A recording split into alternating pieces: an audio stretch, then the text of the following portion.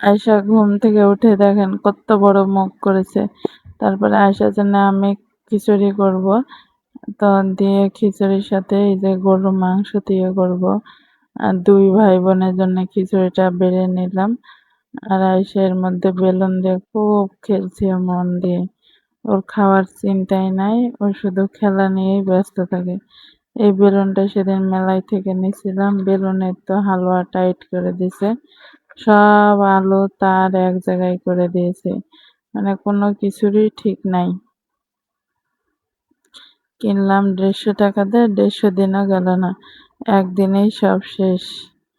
মানে কোনো খেলনাই ছোট বাচ্চাদের জন্য কিনে হিসাব করা যাবে না, যেই দিন যায় 1 ঘন্টা গেল কিছু কর না। আর এই যে ভাই, ভাই পাইলে তো সব শেষ, ও খাবে আর ও যা পিঠে যায় ওরকম করতে হবে, এত ইয়ে।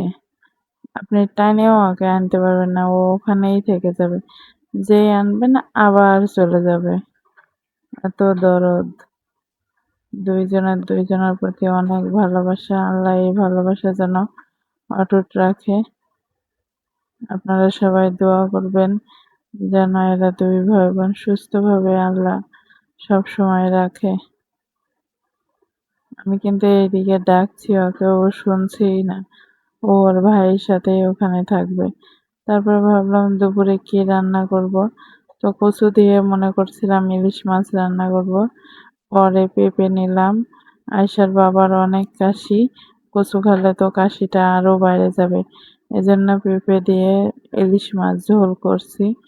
তো মনে করছিলাম ভালো লাগবে না, তো খাইতে কিন্তু অনেক ভালো লাগছে। পেঁপেটা ডা করছিল, আমার আম্মা বলে যে ডাকুর পেঁপে দিয়ে কিছু রান্না করলে অনেক স্বাদ হয়, তাই আজকে রান্না করলাম। আর অনেক দিন আগে তাল ছিল, সে তাল দিয়ে রুটি বানালাম, তাল রুটি। আপনারা কি বলেন অবশ্যই কমেন্টে জানিয়েন। তাল রুটি কিন্তু ভালোই লাগে, চিনি দিয়ে সানছি তো, এমনি খালি মুখেই খাওয়া যাবে।